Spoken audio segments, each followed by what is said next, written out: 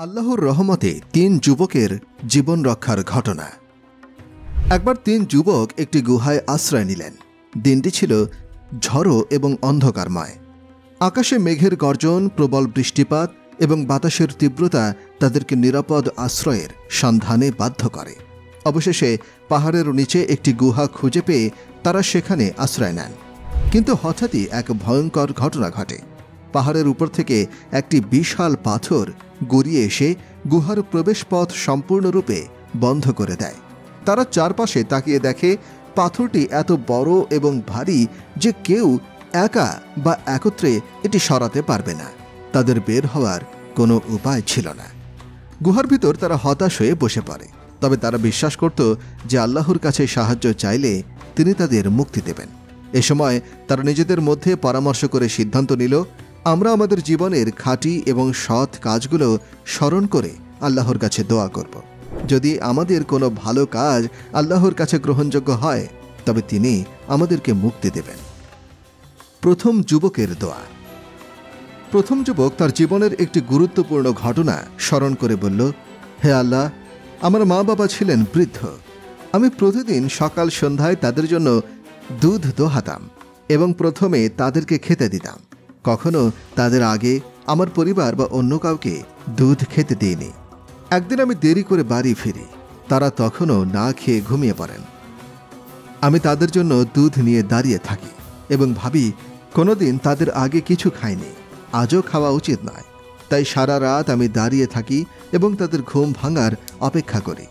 ভোর হওয়ার পর তাদের ঘুম ভাঙে এবং আমি তাদের দুধ খেতে দিই। হে আল্লাহ, যদি এই কাজটি আপনার জন্য খাঁটি এবং গ্রহণযোগ্য হয়ে থাকে তবে আমাদের এই বিপদ থেকে মুক্তি দিন। তৎক্ষণাৎ বড় পাথরটি কিছুটা সরে যায়। তারা আলো দেখতে পায়, কিন্তু গুহা থেকে বের হওয়ার মতো পর্যাপ্ত জায়গা হয় না। তারা বুঝতে পারে তাদের দোয়া আল্লাহ কবুল করছেন।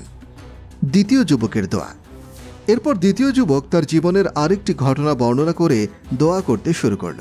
সে বলল, হে আল্লাহ, আমি এক মহিলাকে গভীরভাবে ভালোবাসতাম। আমি তার সঙ্গে অবৈধ সম্পর্ক স্থাপন করতে চেয়েছিলাম, কিন্তু সে রাজি হয়নি।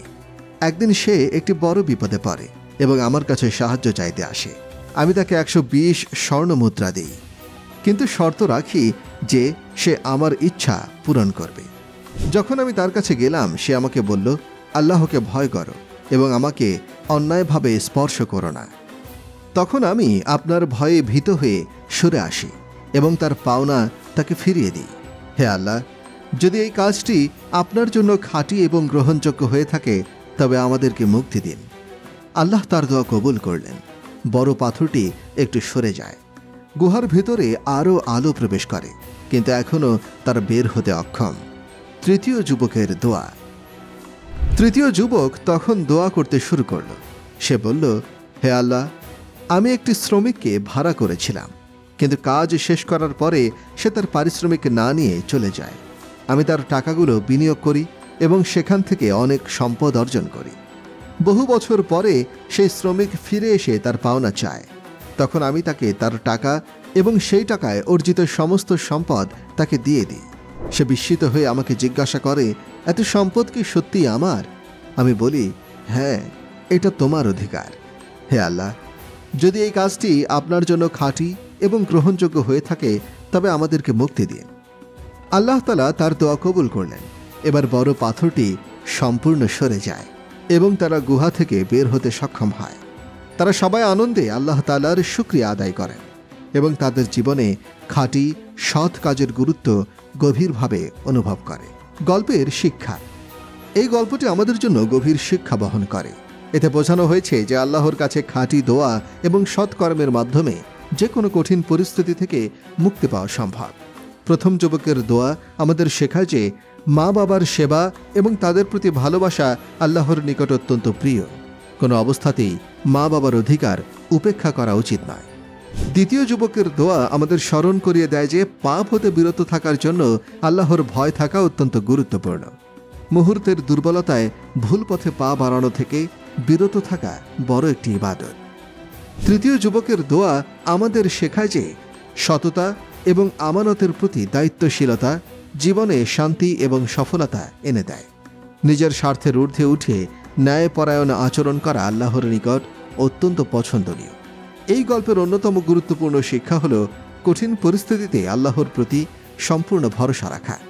নিজের সৎ কর্ম এবং খাঁটি মনোভাব নিয়ে দোয়া করলে আল্লাহ তাআলা তার বান্দাদের কখনো নিরাশ করেন না। গুহার 3 যুবকের এই ঘটনা আমাদের জীবনের প্রতিটি ক্ষেত্রে সৎকর্ম এবং আল্লাহর প্রতি খাঁটি বিশ্বাস রাখার গুরুত্ব শেখায়। এটি আমাদের মনে করিয়ে দেয় যে মা বাবার সেবা, পাপ থেকে বিরত থাকা এবং সততা শুধু আমাদের দুনিয়ার জীবনে শান্তি আনে না, বরং আল্লাহর নিকট আমাদের মর্যাদা বৃদ্ধি করে। যখনই আমরা কোনো বিপদে পড়ি আমাদের উচিত আমাদের ভালো কাজগুলো স্মরণ করে খাঁটি নিয়তে আল্লাহর কাছে সাহায্য চাওয়া। তিনি অবশ্যই আমাদের জন্য পথ খুলে দেবেন। যদি ভিডিওটি ভালো লেগে থাকে তবে লাইক দিন এবং বন্ধুদের সঙ্গে শেয়ার করুন। আপনার মতামত কমেন্টে জানাবেন। আমাদের চ্যানেলটি সাবস্ক্রাইব করতে ভুলবেন না।